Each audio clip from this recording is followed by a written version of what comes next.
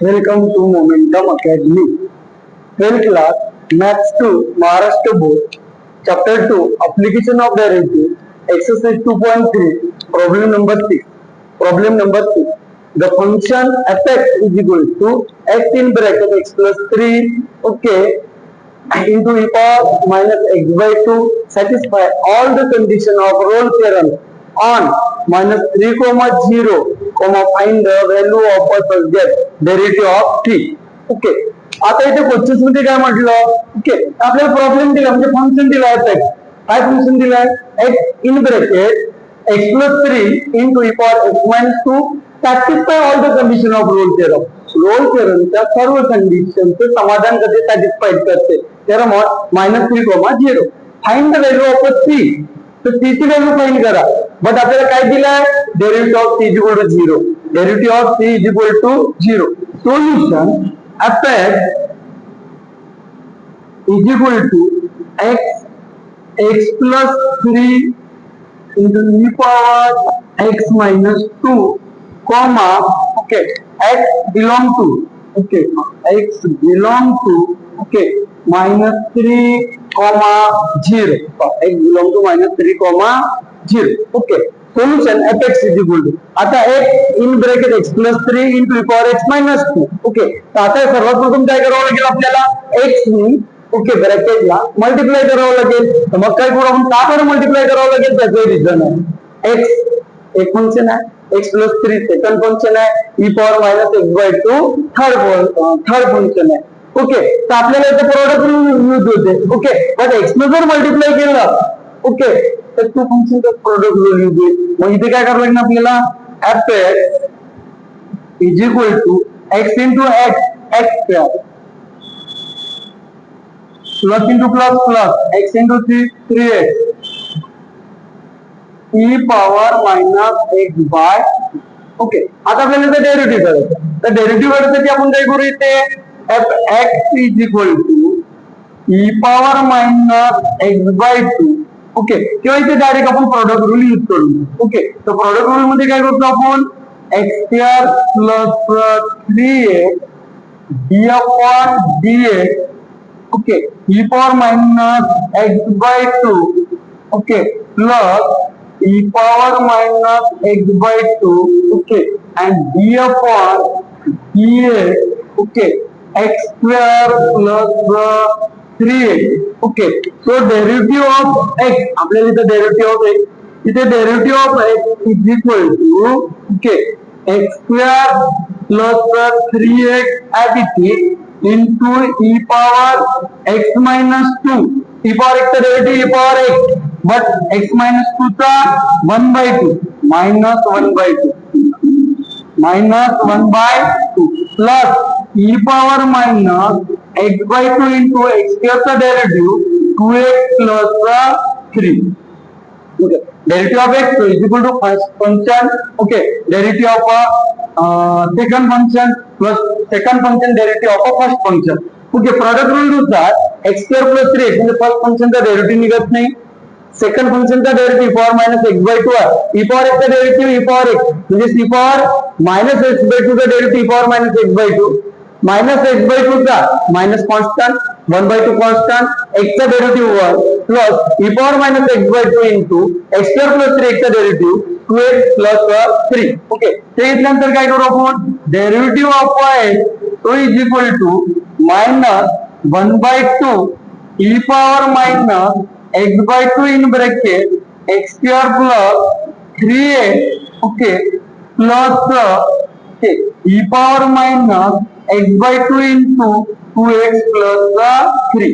Okay, आता काय करू आपण इथे, derivative of x, derivative of x तो इज इक्वल टू, ओके, आता इथे काय घेतलं आपण, मायनस 1 by 2, ओके, तर इथे मी e power minus x by 2 ला कॉमन काढतो, माझ्याकडे काय होणार 1 minus 2, okay, in bracket x square plus 3x, okay, आणि प्लस इथे 2x प्लस 3, इथे ब्रॅकेट नाही दिला तरी चालेल, ओके, ब्रॅकेट क्लोज. ओके, मग आपल्याकडे काय दिलं आहे, ओके, तर आपल्याकडे त्यांनी व्हॅल्यू दिली आहे, okay, derivative of c given derivative of c is equal to 0.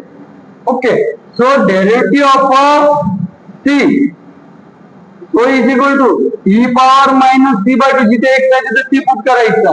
Okay, minus 1/2 C square plus 3c okay plus 2c plus 3 bracket close. Okay, आता डेरिव्हेटिव्ह सी ची व्हॅल्यू किती दिली आपल्याकडे, गिव्हन 0.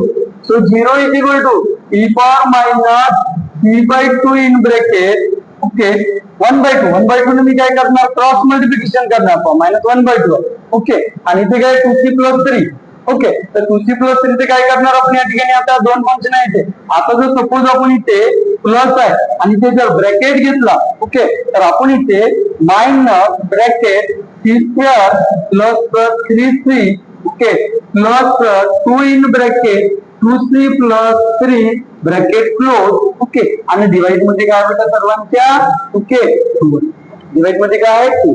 ओके, आता हा मल्टिप्लाय कुठे जाईल, डिवाइड मध्ये गेल्यानंतर मल्टिप्लाय डिवाइड. ओके, 0 जर असेल ओके तर कॅन्सल होते, म्हणजे तिथे 0 तो is equal to minus c square minus 3c okay plus 2 to the 4c plus 3 to the 6. Okay, मग 3 टू द 6 घेतल्यानंतर 0 is equal to minus c square right term आहे minus 3c plus 4c okay plus c okay plus 6.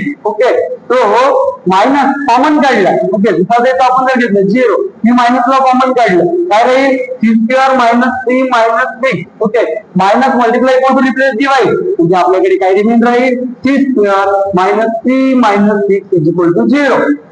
Okay, quadratic equation झालं. आता quadratic equation झालं तर factorisation method आपण solve करतो. तर काय करतो इथे आपण, c square minus 3c plus okay 2c minus 6 is equal to 0. आता 10 मध्ये आपण झालं आपला quadratic equation factorization method. Okay, की आपल्याकडे काय आता इथे, आपल्याकडे त्यांनी लास्ट टर्म दिली आहे minus 3. So minus 3 plus 2 minus into plus minus 3 to the 6 minus 3 मधून प्लस 2 गेला प्लस 1. ओके, मग आता ते घेतल्यानंतर काय करू आपण या ठिकाणी, ओके त्या सी स्क्वेअर आहे तर सी ला कॉमन काढू, इथे 3 रिमेन आहे, इथे 3 सी कॉमन काढला प्लस 2 सी कॉमन निघणार नाही, 2 कॉमन निघते सी.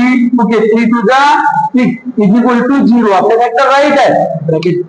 ओके, मग इथे काय करणार, त्या सी मायनस 3 चा ब्रॅकेट कॉमन घेऊ आणि सी प्लस 2 त्या ब्रॅकेटच्या समोरच्या संख्येचा एक ब्रॅकेट घेणार. मग आता एक ब्रॅकेट घेतल्यानंतर आपल्याला इथे काय करावं लागेल, ओके की 0 वाटून द्यावं लागेल दोन्ही याला. ओके, मग इथे c minus 3 is equal to 0 और c okay plus 2 is equal to 0. Okay, minus 3 is equal to replace plus 3 और c plus 2 is equal to minus 2 but 3 is not equal 3. Reason C is not equal 3 reason. Okay, C is not equal 3 reason. काय reason आहे त्याचं, okay की C okay इथे -2 belong to okay -2 belong to okay -3, 0 -2 C belong to असं लिहिता येईल आपल्याला -2 okay C belong to. Okay, आता इथे काय करायचं आहे, -2 आपला आन्सर आहे राईट. ओके, तर -2 ओके बिलॉंग टू ओके काय आपल्याकडे -3, ओके सी ची व्हॅल्यू किती आहे -2, म्हणजे असं घेता येईल आपल्याला C is equal to -2 okay belong to -3, 0. Okay, का -2 हा -3 नंतर येते बट 0 नंतर इथे काय दिलंय का, नाही दिलं. 1 नाही दिलं, 2 नाही दिलं, 3 दिलं नाही, तर मग तिकडे व्हॅल्यू काय मतलब आहे का, नाही. मग आपल्याला सॅटिस्फाय करणारी व्हॅल्यू कोणती आहे, ओके तर +3 नाही, कारण तो +3 नाही पाहिजे डोमेन मध्ये. ओके, तर काय पाहिजे आहे -2, मग -2 आहे. So answer is C is equal to -2. 12th class maths of Maharashtra board. Okay, chapter 2 application of derivative exercise 2.3 problem number 6. Okay, the function f(x in bracket x plus 3 into e power minus x by 2) satisfy all the condition of Rolle's theorem. Okay, on -3, 0 find the value of c, the derivative of c is equal to 0. सर्वात पहिले प्रॉब्लेमचा विचार करा आणि problem मध्ये पहा, आपल्याला problem दिला, function दिलाय fx. ओके, याच्या सर्व रोल पण त्या कंडिशनच्या अप्लाय होते. ओके, म्हणजे सॅटिस्फाय करते Rolle all the condition of a Rolle theorem. कधी सॅटिस्फाय करते? -3,0. ओके, डोमेन असताना.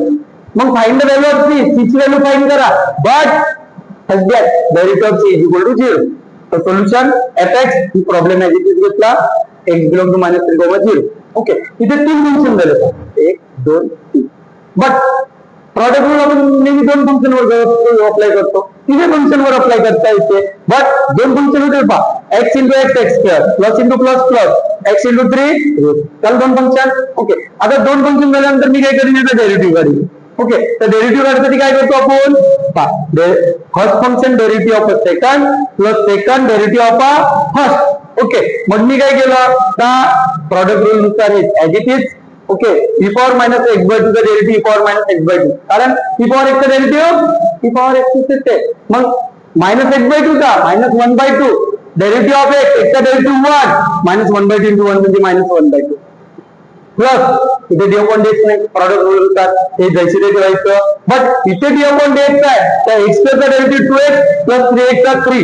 ओके, तो डेरिव्हेटिव्ह ऑफ आहे -1/2 मी समोर घेतलेला आहे, e power -x/2 in bracket x² plus 3x plus e power -x/2 × 2x plus 3. आता या ठिकाणी कॉमन निघते e power -x/2 e power -x/2. Okay, दोन्ही ठिकाणी दिलाय, मधामध्ये प्लसचं रिलेशन आहे, e पॉवर -x/2 कॉमन काढला. मग आपल्याकडे ब्रॅकेट मध्ये काय रिमेन राहील, -1/2 x² plus 3x plus 2x plus 3. But given काय आपल्याकडे, given derivative of C is equal to 0 घ्या.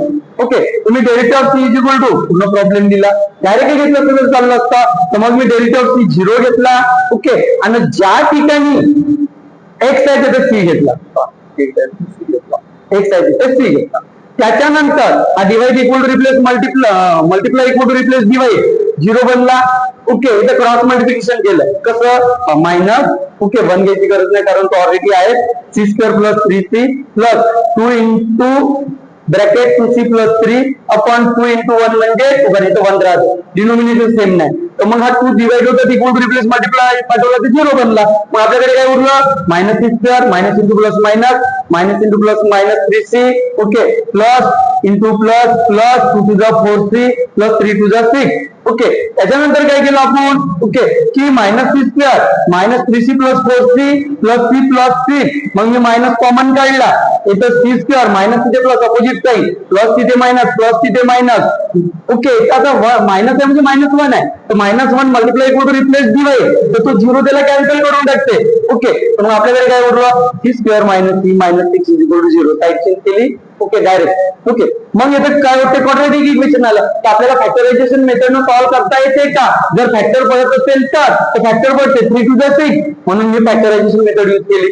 c² minus 3c plus 2c minus 6 3 to the 6 minus into plus minus 3c plus 2c minus 6. मग c² minus 3c मधून मी c common काढला, c² मधला एक c remain राहिला, इथं -3c already common काढलेला आहे प्लस. ओके, इथं c कॉमन निघत नाही कारण c एकाच ठिकाणी इथे नाही, तर मग मी 2 कॉमन काढला, मग काय राहील c. ओके, मायनस 2 चा 6 मध्ये 3 टाइम भाग गेला, मग c मायनस 3 सारखं कॉमन ब्रॅकेट राईट 1 टाइम, आणि पहिल्या ब्रॅकेटच्या समोरचा जो काही c आहे तो, आणि सेकंड ब्रॅकेटच्या समोरचा +2. ओके, त्याच्यानंतर c मायनस 3 इक्वल टू 0 और c plus 2 equal to 0, -3 equal to replace +3 +2 equal to replace -2, but c is not equal 3. Reason आपल्याकडे -3, -2, -1, 0 आहे. 3 आहे का प्लस नाही, मग c इक्वल किती राहायला पाहिजे, -2 इक्वल टू किती राहायला पाहिजे, -2. राईट.